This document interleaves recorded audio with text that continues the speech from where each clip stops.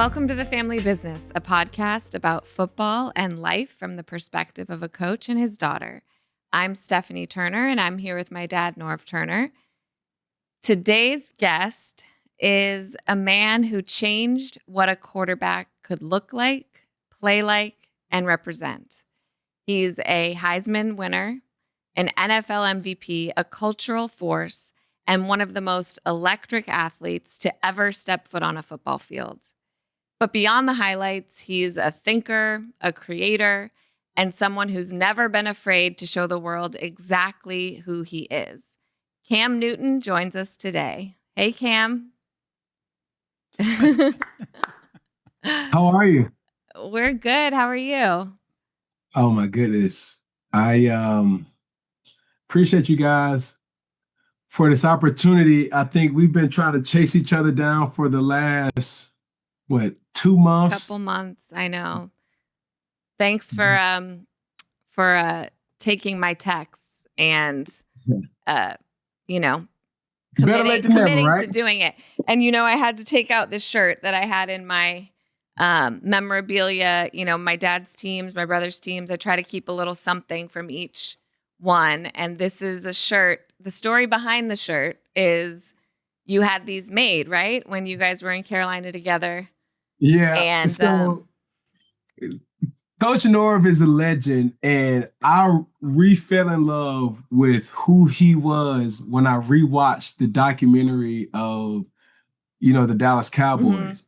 And I think each player had these revelational moments that you don't really know until you actually know.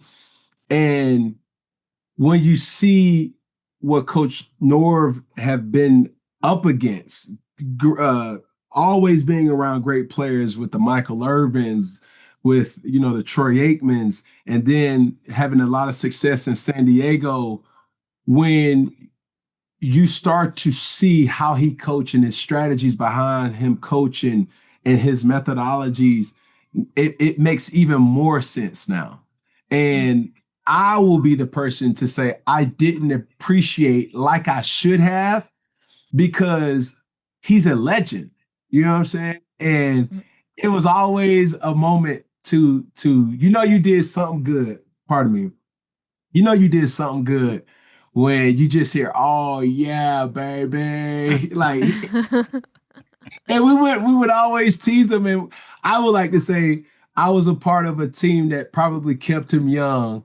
And it was always fun being around, not just Norv, but Scott and just the whole family. Well, it was really a unique situation because the team was changing, and you were there, but with Curtis Samuel and DJ we brought in, and Christian, it was a new deal, and there was a lot of changes on defense, and actually we became a really, really good offensive football team. And struggled to stop people there as the season went on. But the thing, I can flip it on you because I watched you from afar for all those years, and I knew the people who coached you, and obviously your first coach, Rob Chusinski. And then I get there. And first of all, this guy walks in who's bigger than any of the tight ends I ever coached, and bigger than Gates, and you get out there and start practicing, and it was something to behold because there's high energy, it's fun, it's serious, it's let's go win, let's go be good, and the energy. To be honest with you, some of the young guys I watched, that's lacking. You need that energy. Some of these young guys, they're caught up in learning how to play, I guess. But I mean, I think of your first game ever in the NFL, throwing for 450 yards or whatever it was, and watching the tape and incredible. But that was a really good time for me because I appreciate being around great players, and you're as good as I've been around, and did things, the way you're supposed to. I tell the story we were doing the night practice at the high school or wherever the hell we were. And you got your reps in, and next thing you know, there's 10,000 people there, and you're leading cheers. And I'm used to having a guy next to me with a headset listening to you're leading cheers and this side and this side. And I'm getting the crowd to yell things. The crowd into things, and we had our seconds and thirds going. And Cam, come here. Yeah, I'll be there in a minute. Let me get this thing and giving a. Well, I remember, I wasn't living. I think I was pregnant with my son and was doing my own thing in LA. But I'm talking to my dad on the phone, and he's coaching. And I think it's like he said, sometimes you watch a player from afar, and we had watched you play from afar for so many years and so many great games, and watch you, running around doing your thing.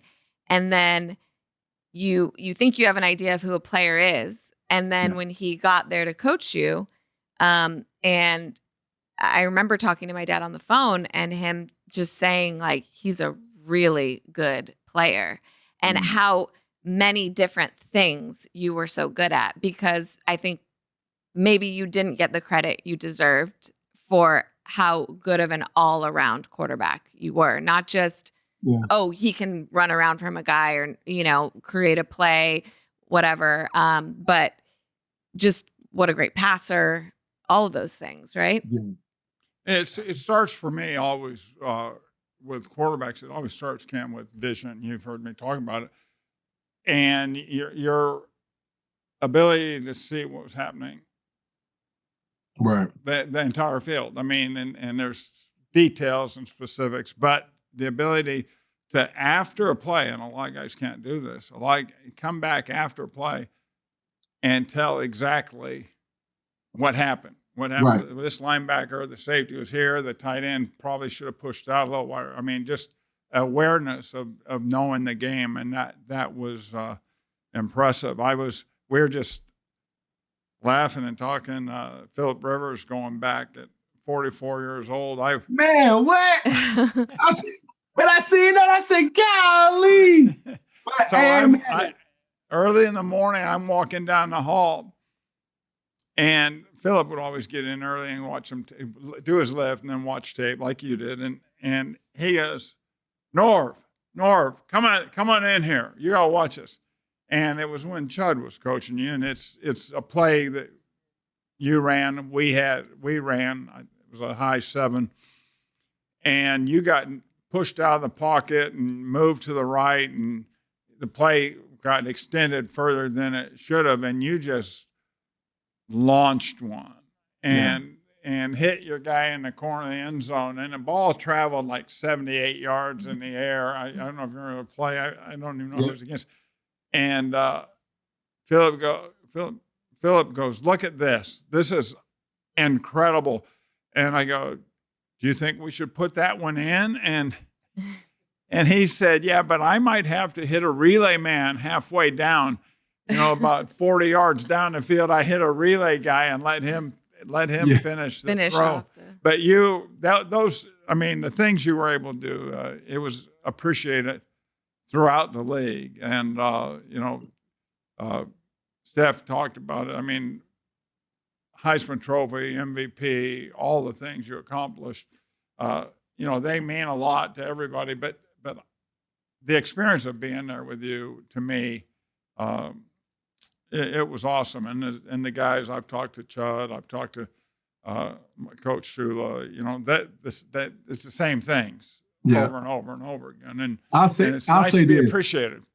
Absolutely. I'll say this, and not realizing what you're experiencing in real time, the lineage of the bloodline of the Turner family runs deep with me. Mm-hmm. I had the opportunity to, be coached or assisted by Cam Turner. Mm-hmm. And then it's like my career hasn't even started when Scott was the person to drive down from Charlotte to Atlanta to meet me in the wee hours of the night. Give you a playbook or something, give me a playbook. Mm-hmm. And then you start to see like, yo, even though that will make you a marvelous individual to say like, yo, these individuals are dedicated and they're the real MVPs. And then obviously you meet the offensive guru in Norv Turner, and then you start to say like, yo, he's the Turner, but the real MVP of the Turner household is it Miss Nancy? Yes. Man, listen here. Miss With the Nancy. pie.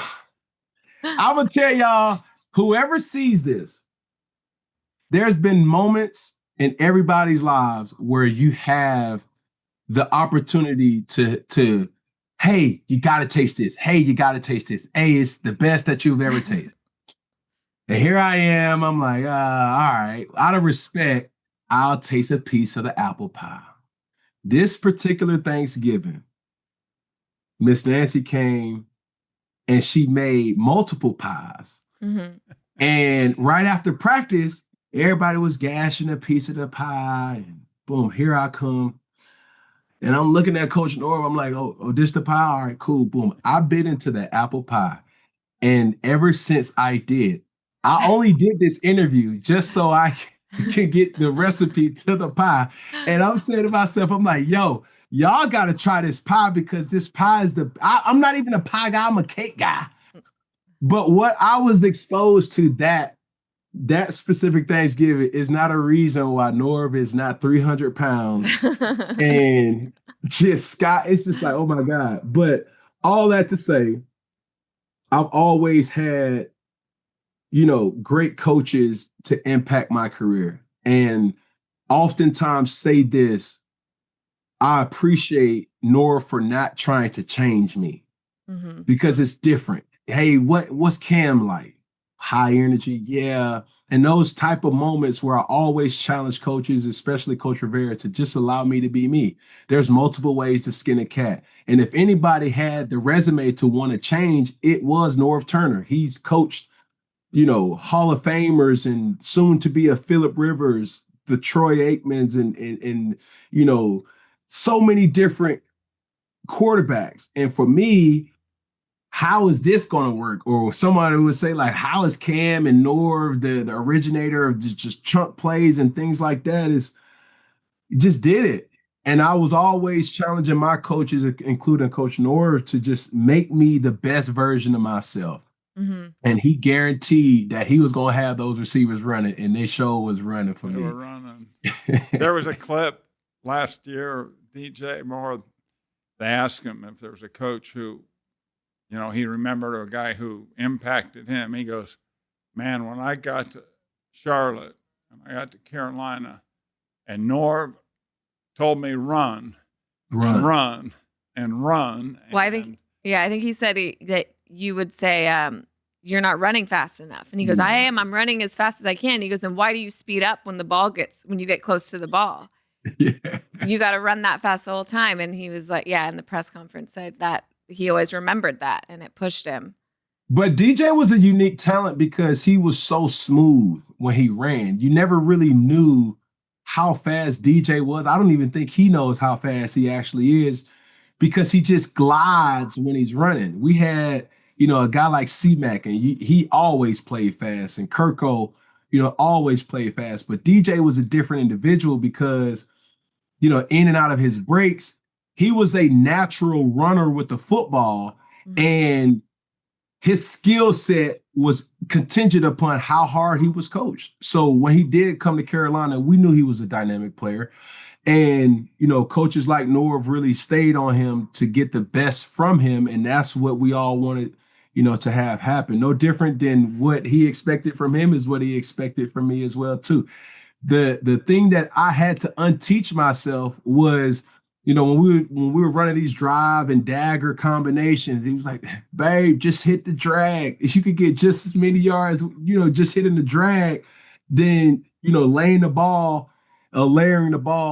for a chunk play with the dig and re-understanding or learning or relearning the offense, because I did learn it, from the cloth of a Norv Turner through Rod Chazinski. That was my first installation to that style of offense. And we would watch countless San Diego Chargers film, and Phillip was the best with after that seventh step. It was a hitch and the ball's out of there. Throwing on rhythm, throwing on timing, and really getting chunk plays, for the offense. And that's what our offense was kind of based off of. Yeah, the thing that's interesting, I'm going to go all the way back because I was probably in San Diego. I don't know when you came out. Yeah, I was. And the Indianapolis workout, and to me, it's a waste of time in terms of watching a guy throw, and it's like, to me, it's like going to the driving range in golf. Anyone can hit the ball at the driving range. You can throw the ball against air. But I was walking back with one of the, NFL Network or NFL films guys who was, he was kind of evaluating or whatever. And he goes, well, Cam, I know people really like him. He's a great player in college, but he's going to really have to change to be successful in the NFL. And I say, you got that backwards. He goes, what do you mean? I said, whoever takes him, and I hope it is Carolina, we had the ties there, and Rob and everything, has got to change.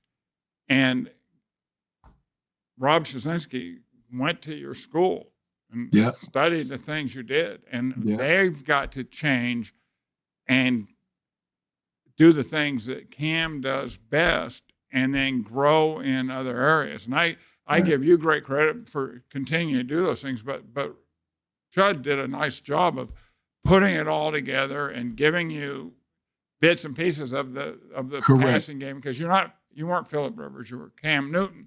Correct. And it was impressive what you guys did, and then carried on with Mike Shula and 15-1 and go to the Super Bowl. It's incredible.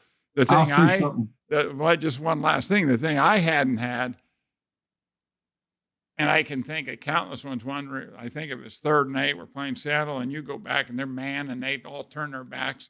And here's Cam running down the middle of the field. I'm waiting for him to throw whatever route it is. Here's Cam running down the middle of the field. 3rd down, you ain't playing man. You turn your backs. He's just that sense of being able to do those things. We're playing Baltimore at the end of the game. We call load powered, and I'm waiting for Christian to go score. And we're playing Baltimore. I'm going, what? And he's peeking at the backside end as he's making the fake, and now he's running down the sideline. I'm going, okay, this is a new deal for me. But those are the fun things, and like I said, you said it, let you be you, but that's part of coaching and being, trusting a great player to do the right thing. The people never understood that, right? And I remember telling my family, it was like, yo, you seen that play that I made? That was just my play. But, in the famous words of Coach Rivera, it's a be right?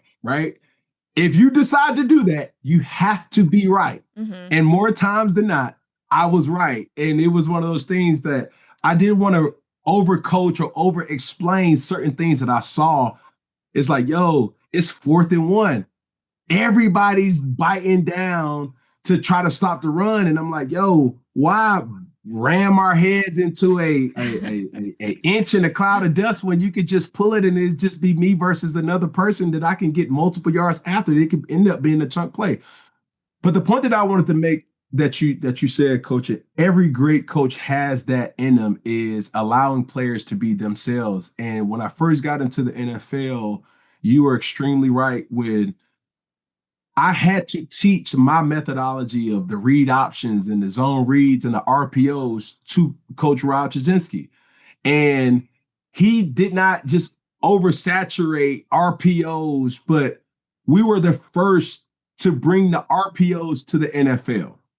And he would always say, we can't RPO our way down the football field. There would be times, in pin 10s or second down situations that you can kind of insert it or sprinkle it in. But in order for any type of RPO to work effectively and efficiently, you have to have a run game.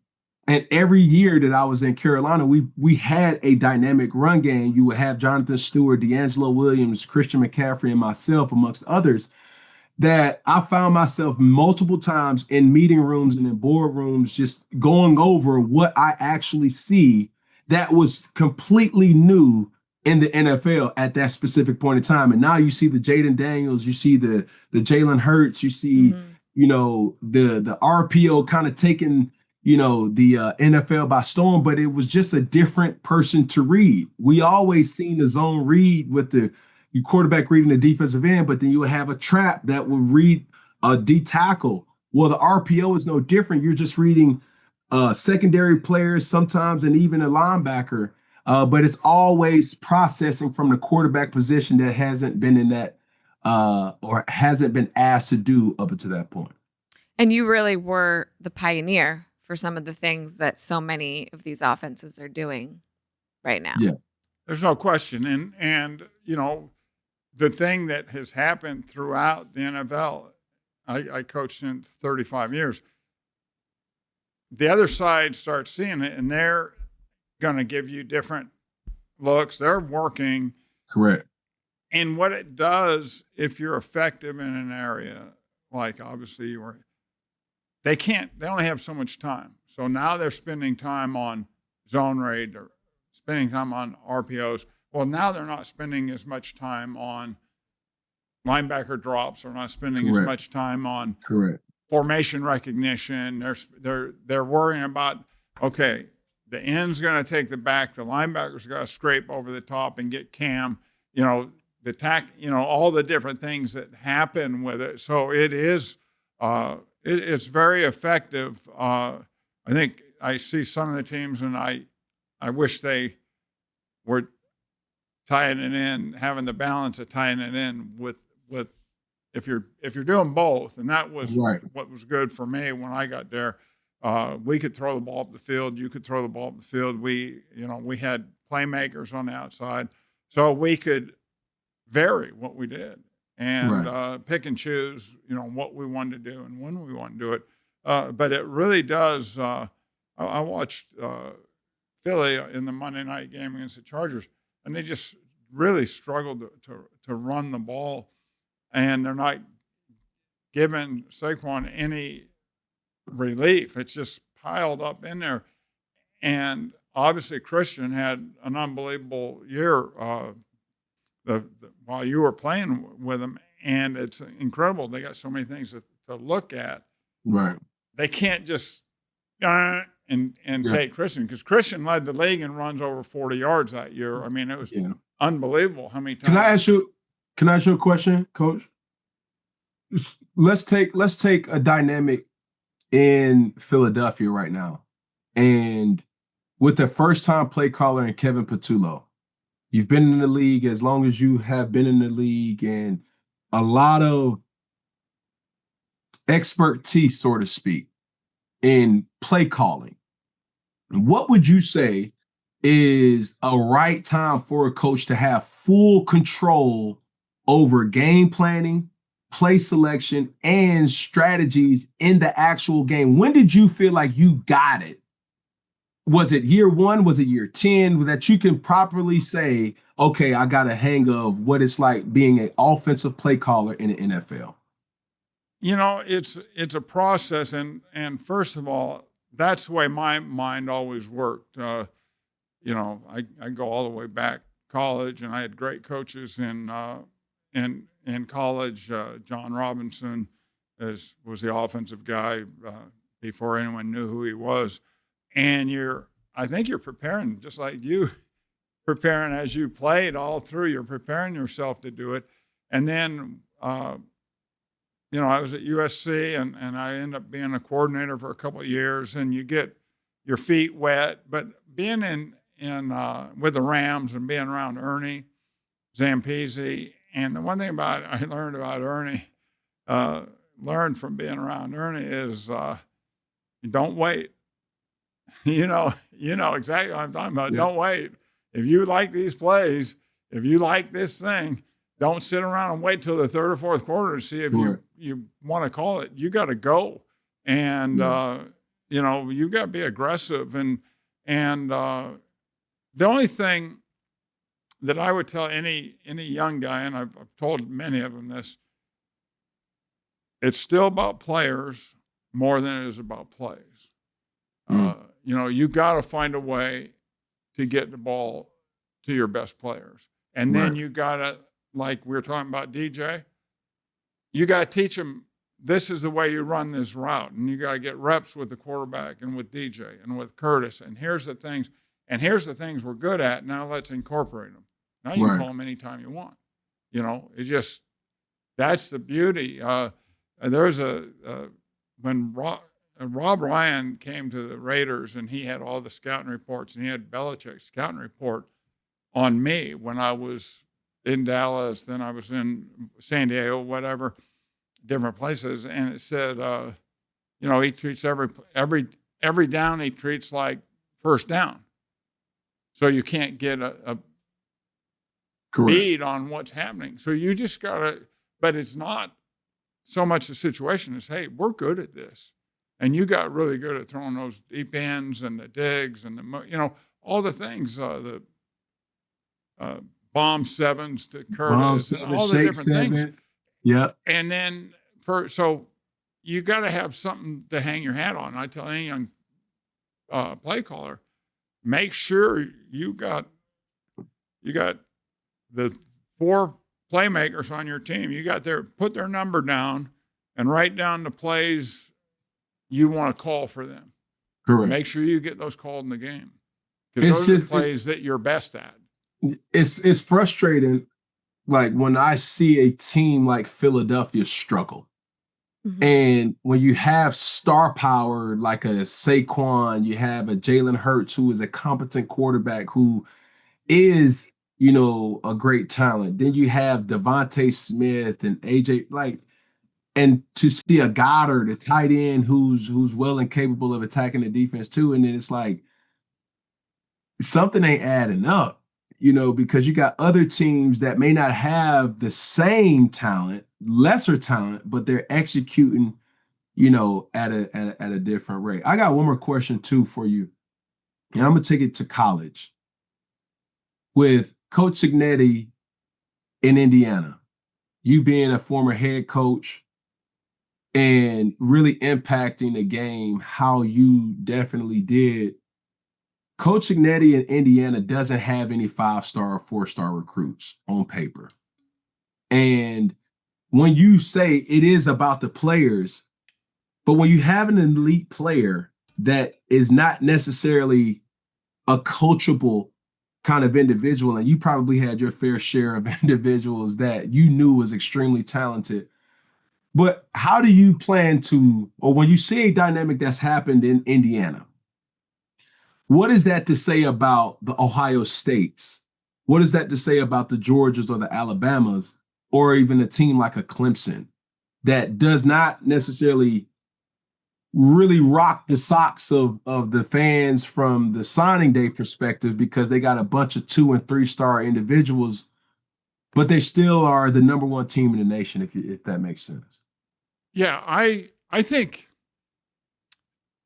Cignetti, obviously his background, you look at him, as he says, he's won wherever he's been, and he's been able to take from JMU, took a lot of his staff to Indiana, and they are totally committed to what they do, from the head coach all the way down to every player. And I watched them play. I watched them play against Oregon, who obviously is a really talented team. They beat Oregon. It was a good game. But there's such a commitment. And I think they believe in what they're doing, and there's a momentum. And I think I would turn it, we were talking about Philadelphia. I think during a 17-game season, that you go through some ups and downs and you can hit a lull, and then it starts playing with you mentally. And are we playing at our best, or are we just trying to get through this? And when I see Philadelphia, sometimes I look at them and say, they're just not in sync with that confidence. And it's kind of like let's get through this and get to the playoffs type mentality. Yeah. There were plenty of plays to be made in the game against the Chargers, and plays that you would normally see them a deep go route in the end zone that, off his fingers, and Right. guy hit his arm, but we know Brown is such a physical guy. When you're going good, you make that play. When things, Right. you've got confidence, you're high energy, and you can get, as a group, you can get kind of In a lull. Down in yourself. In a Yeah. lull. There's a little bit of a slump, and they need to get out of it, because they are a talented group. And everyone makes a big deal that they've lost their right tackle, and that's changed. Well, that one guy doesn't. I don't care. One guy doesn't change. You find a way to make that Correct. work and go. But they need to snap out of it, because they are a talented group. Yeah. Cam, I know you're so busy doing your podcast, your couple different podcasts and all your media stuff. How much do you think about your playing days? Do you think about it a lot? Are you reflective? Do you think about coming back? What is It's crazy. I always think that what would have it looked like if I had another opportunity. mhm, But the truth of the fact is, I bring football to my workplace environment. mhm, Whether it may not be a quarterback, but it's definitely a person that has quarterback, vision, where, hey, you're responsible for talking to the editors, right, the people behind the scenes, the producers, and the title is different. But now, going from a quarterback on the field, you instantly go into an owner, and you have to oversee everything. right, And I will always, reminisce on the times that those team planes coming back from a big win is something that you'll never forget. Having M&M's never taste so good, sneakers has never taste so good, Klondike bars never taste so good, just a old bottle of wine never tastes so good on a team plane, when everybody's just reminiscing of what we just accomplished. right. And then the locker room kind of chemistry and the continuity, and Mhm, in the training room, those experiences you will always miss. And I just try to implement those type of things in my workplace environment with my team, whether working on 4th and 1 or working on Funky Friday, or mhm, just I see it, when I had the opportunity to go to ESPN and go to First Take too. So it's always been an experience that I try to implement my way and my style. And even though people may have come from different places, it's my job and responsibility to set the tone and the environment that's conducive, yeah. that is beneficial for everybody's success. You mean like those Thursday evening red zone dinners with it was Mexican food, right? You brought It was in, excellent. and Greg as never. many guys crammed in a little room to watch tape as you could get in there, and Yeah. Cam's leading the thing, and I've never seen anything like it. But it's what you're talking about. There's a lot of ways to do it, and guys.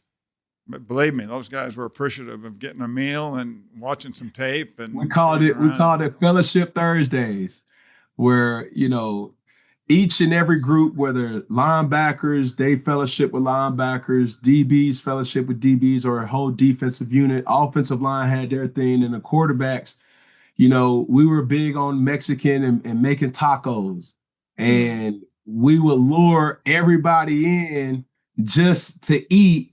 But while you're eating, we can watch film too. And, having a Derek Anderson, who was a veteran for me, a very, hidden gem, the Joe Webbs, the Greg Olsons, those guys made football fun, whether busting each other's balls or talking about this. Hey, y'all seen this? And I mean, look at this slappy here. And then you talk about, hey, man, you seen what happened in practice? Hey, my son is going through this. Those type of emotions really what keeps you with connections with, men for the rest of your life. Um, So I think thinking back on your playing days, and I'm curious your take on, do you think the league has embraced like individualism in players now more Yeah. than they did when you were playing? I remember there were times where you were kind of painted as this like controversial player, and you weren't doing anything controversial. It wasn't because you didn't play well. It wasn't because Right. there was any scandal.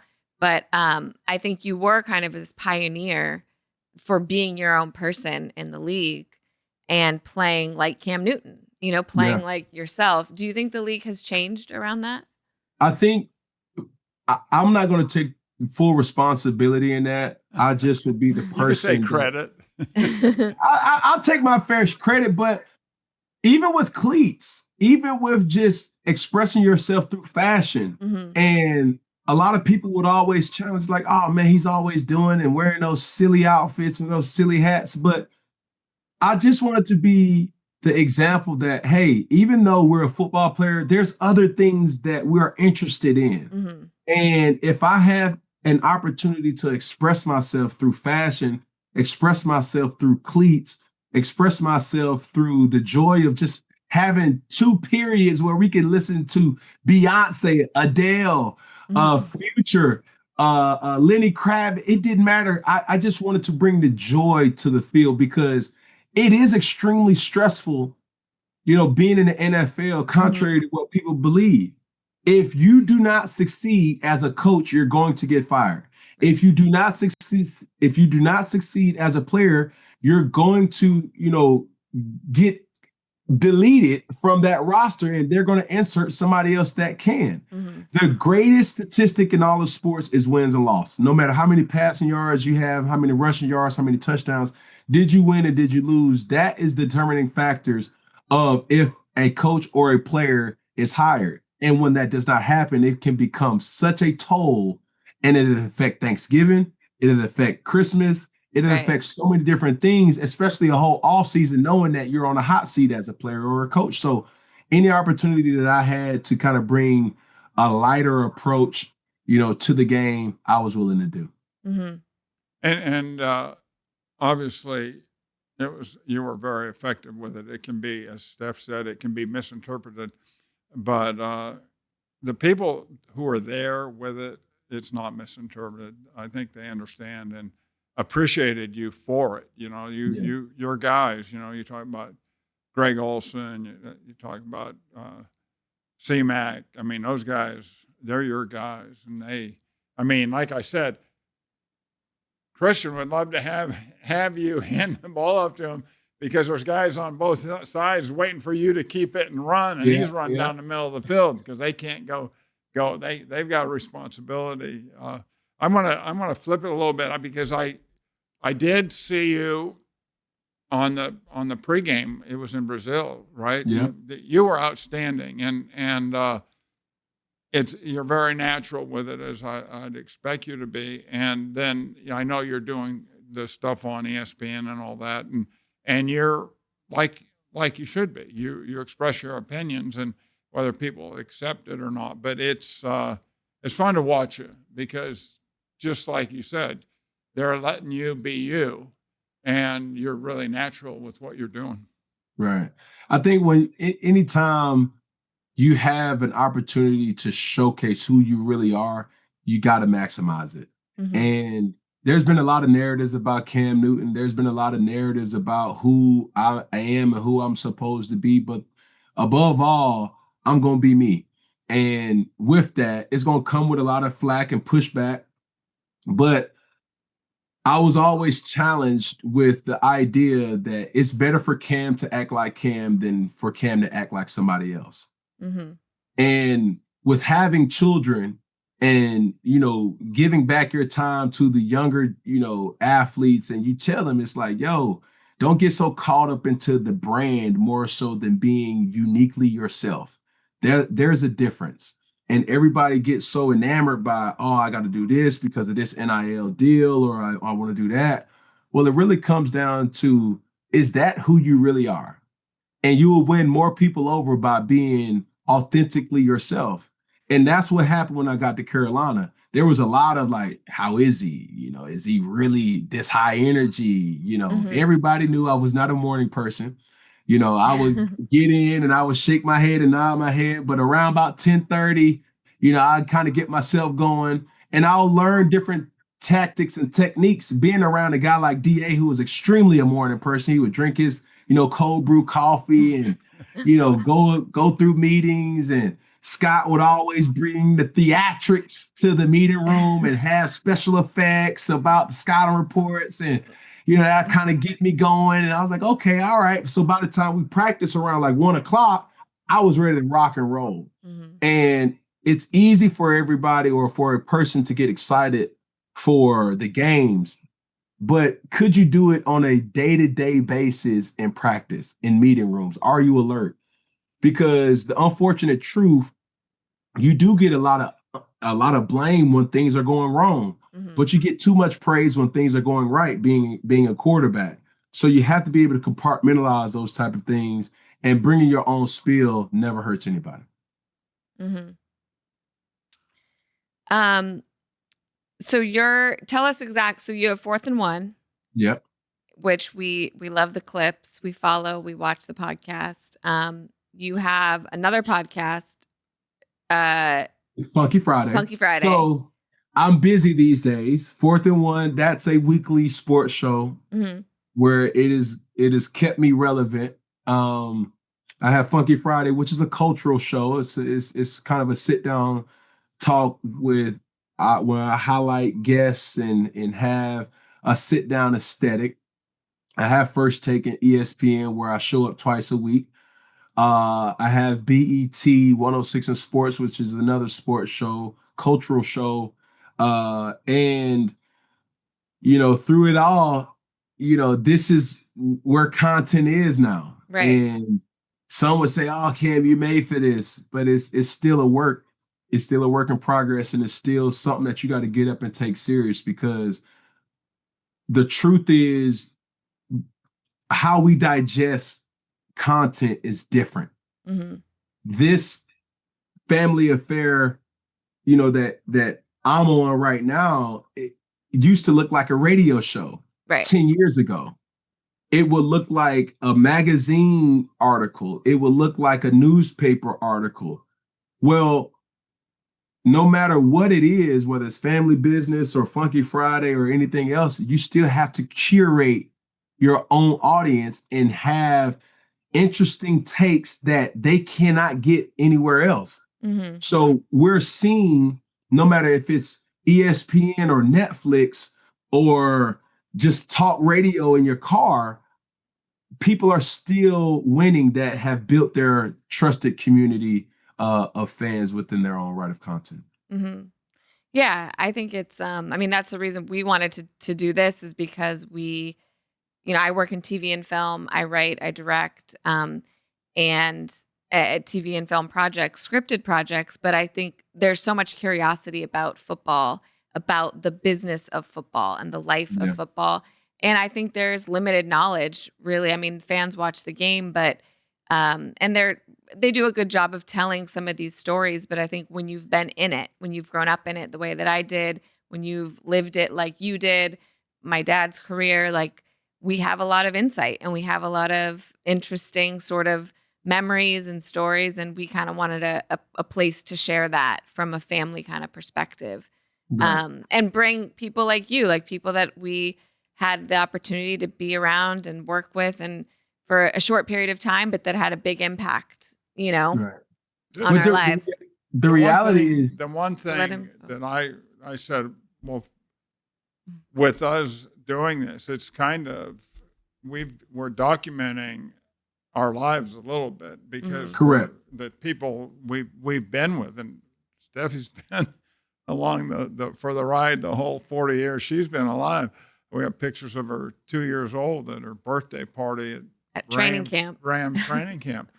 But there's such a great message that comes out through this, and talking to all you guys, but it came out again today. You're in a different world now, but the things you learn, and I've listened to different guys talking now. The preparation of playing in the National Football League and now the preparation of having to play quarterback in the National Football League is totally different than anyone would understand. Correct. And its biggest problem to me with young quarterbacks coming out of college, they don't have that preparation as intense in college because a lot of the time I think they're just taking the ball and throwing it to the first guy that gets open. It's just a different level. The competition so much greater in college. But now you're transferring that. You're not, well, you just said it. If you want to be successful in what you're doing, it's the same deal. The preparation starts all over. And if you're not doing the detail stuff that you have to do, whatever business you're in, Right. It's going to fall apart. You're not going to be successful. Yeah, I think what makes content so magical is everybody may know Norv, everybody may know Cam, but what makes podcasts and different shows magical is the stories that are told. And me and Norv shared the locker room and the coaching room for 2 years, right? And to be able to just have 30 minutes to just kind of cram in how many years and how many stories. And obviously me and Scott had a relationship kind of longer. And then my whole experience in Carolina was 8 to 9 years. And then I came back to make it a 10th year. And it's just like to tell that in 45 minutes to an hour and 30 is just not realistic. And from a fan, I do watch, the show when you have Michael Irvin and you have Troy Aikman and you just talk about these stories and it's like, yo, like that's so cool. And y'all really have these issues. Y'all really did that or he really did that. People are lured back to the show when they hear different stories that they did not know. They may have experienced the win or the loss, but they did not know the story behind that. And that's where people kind of come back at. So in a world of so many different shows and in podcasts and different things, I don't see it going anywhere anytime soon. But that's what keeps people's attention. And that's what gives them, the ammunition to keep coming back. Yeah. All right. Well, we are going to let you go here in a few minutes, but we wanted to ask you, we ask everybody the same thing at the end of the episode. And that is, what would you have done if you didn't work in football? A daycare center. Really? Yeah, man. I know a lot of people give me flack about it, but I don't care, man. I love my kids. My kids give me the most purpose of anything on this earth outside of my religion.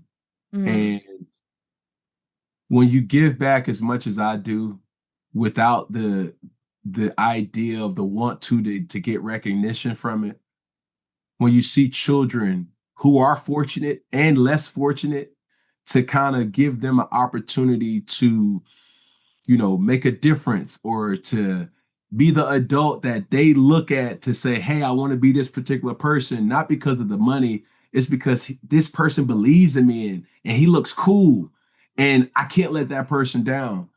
And if I was not a football player, I definitely would have took my talents to trying to have a daycare center for sure. I like that. The Cam Newton Child Care Center. Cam Newton's daycare. I wasn't expecting that. I've been looking on my phone trying to find that picture of you and Scott's kids running in around the backyard, chasing around, and they're looking up at you all the way up. They were young, but it was. I can see it. Yeah, we could see it. I believe it. Daycare center. Yeah. But I think the bad thing about being a football player is it is a mass sport. And everybody's not lucky enough to be an Odell, a Tom Brady, a Cam Newton, Aaron Rodgers. So you have to maximize the opportunities that you do have. Being a football player is kind of different than a baseball player or a basketball player because they can actually see who it is. as a football player, you're only identified by your size. Man, he has a strong neck. He got to be a football player. Mm-hmm. You know what I'm saying? He's tall and big. He must be a football player. But you don't always get to showcase who you are because of that helmet. So, there's a lot behind the mask, or as what people will identify it as is. And my love for children has been something that's been with me ever since I was a child myself. Mm-hmm. It's awesome. All right. Well, we'll get Miss Nancy on that pie, get that recipe, get the pie. I don't know. I mean, she doesn't share it. But we made a promise. So we're going to have to share the recipe. Are you going to bake it? I have to. I'm a baker. Personally, you will do it. No, I will. Okay. That's what I was telling her. Then I was like, yo, like I'm a baker. So I've never made a pie though. I don't know the nuances of the pie, but that's the good thing about being a quarterback. You have to be coachable. Yeah. So when Miss Nancy gives me the recipe, I have to, give be you some coachable tips and follow the instructions. Yeah. You know what I'm saying? Just do me a favor. Don't tell Warren Sapp that you got the recipe or that you made one. Yeah, you can't share it. He's the only guy I've been around who would not give anyone a piece of it. He'd take the whole pie. Yeah. I see why. Yeah. I see why. Oh my goodness. Well, to the Turner family, thank you guys so much. Thank you so much. A pleasure. I'm glad we made it happen. We finally made it happen. Absolutely. Thank you for Please hanging reach with out. us. Do not let an opportunity pass without, seeing if I can help. And I'm always pro Turner. So thank you guys. All right. Well, thank awesome. you so and much. I'll tell you, end on this. We miss you. Yeah. Yeah. Appreciate that. Yeah. Appreciate that, Coach. Oh, baby. All right, you guys, thanks so much for tuning in. Remember to subscribe on YouTube or wherever you listen to your podcasts and follow us on Instagram and X. We'll see you on the next one.